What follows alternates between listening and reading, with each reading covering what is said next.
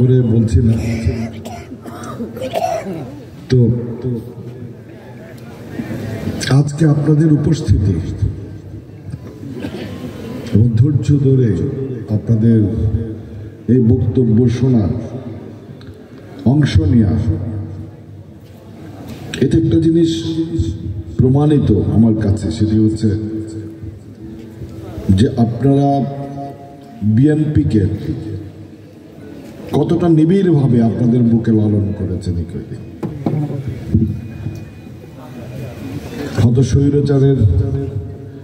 স্বৈরচারী ভূমিকার কারণে আপনারা প্রকাশ্যে অনেক কথা বলতে পারেন নাই, কিন্তু আপনাদের উপস্থিতি প্রমাণ করে বাংলাদেশ জাতীয়তাবাদী দল আপনাদের প্রাণের একটা সংগঠন। আজকে সুযোগ এসছে, আপনারা কথা বলছেন, এইটাই প্রত্যাশিত। কারণ বিএনপি আপনাদের একটা প্রাণের দল হিসেবে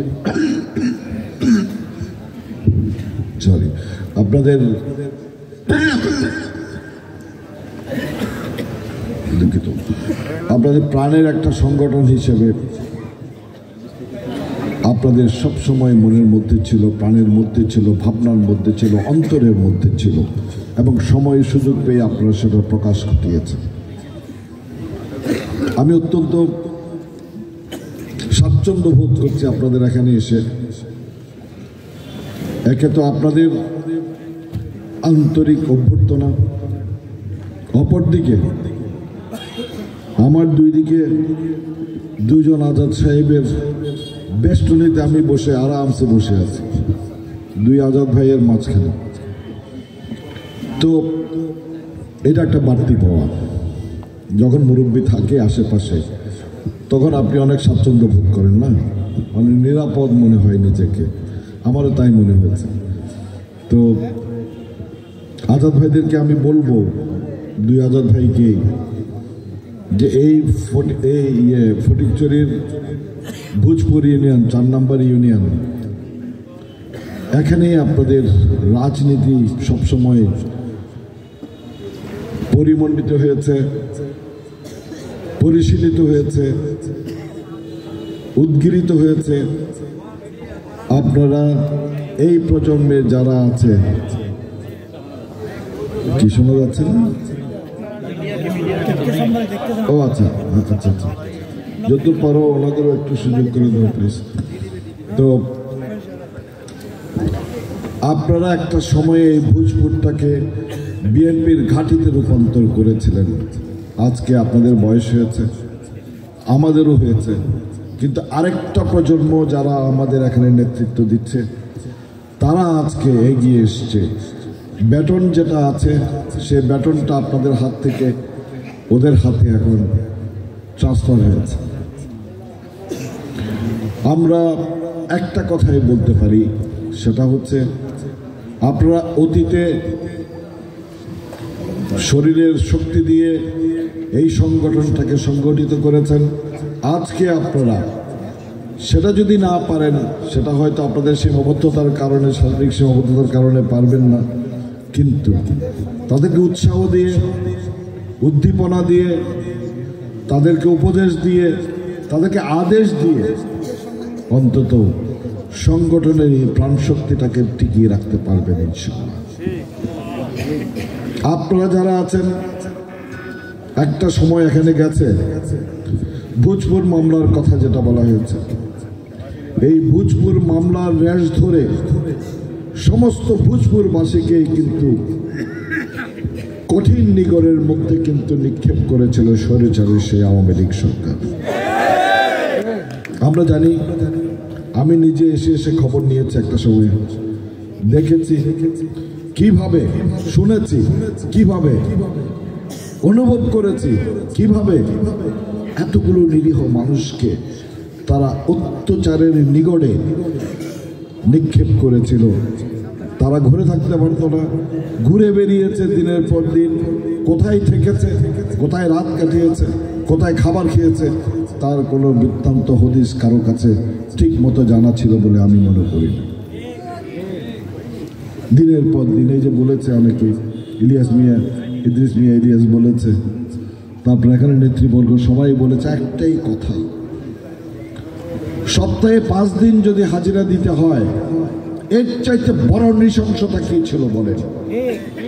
সেই জুডিশিয়ারি বিচার ব্যবস্থার যে বিচারকরা তথাকথিত তখন ছিল, তারাও কিন্তু তাদের অঙ্গুলি হেলনে কিন্তু এই কাজগুলো করেছে। নইলে 4 দিন 5 দিন কি করে হিয়ারিং হয়? একটা মানুষকে হয়রানি করার একটা নির্দিষ্ট সীমা থাকে, তারা অনেক আগে সেই সীমাটা অতিক্রম করেছে। আরে ভাই, সমস্ত মানুষ তো একসাথে অপরাধী হইতে পারে না, অপরাধী হইতে পারে 2-4 জন। কিন্তু পুরো ভোজপুরবাসী, ভোজপুরের বাইরে গিয়েও অনেকেই এই মামলার আসামি হয়েছে। অত্যন্ত কঠিন হৃদয় ঘটনা। সেই বাগান বাজার পর্যন্ত কিন্তু এই অপরাধের আসামি করা হয়েছে সবাই।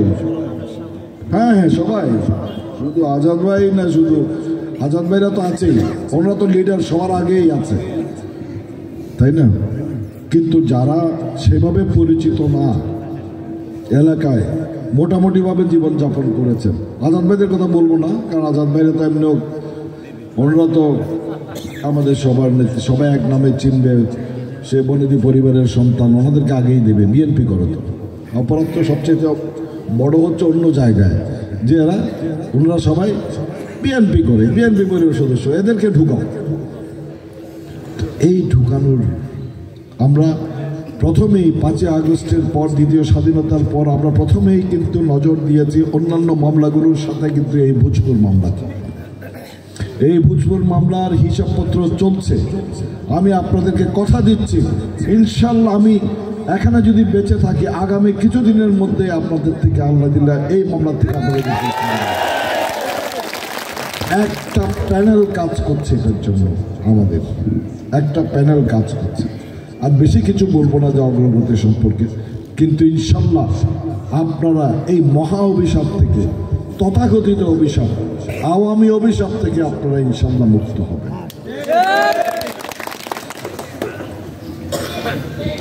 আপনাদের প্রাণের সংগঠন বাংলাদেশ জাতীয়তাবাদী দল। আমরা কথা বলতে পারি নাই, এটা অনেকেই বলেছে, আমরাও বলছি, নতুন করে বলছি, আমরা কথা বলতে পারি নাই, কথা বলতে আমাদের দেয়া হয়নি।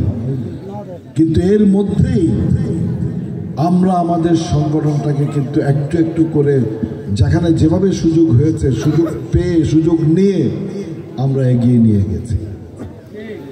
এবং এটার জন্য মূল কৃতিত্বের দাবিদার আমাদের বিশাল নেতৃবর্গ এবং কর্মী বাহিনীর। কারণ তারা কিন্তু নেতা মানে একজনকে, শহীদ প্রেসিডেন্ট জিয়াকে।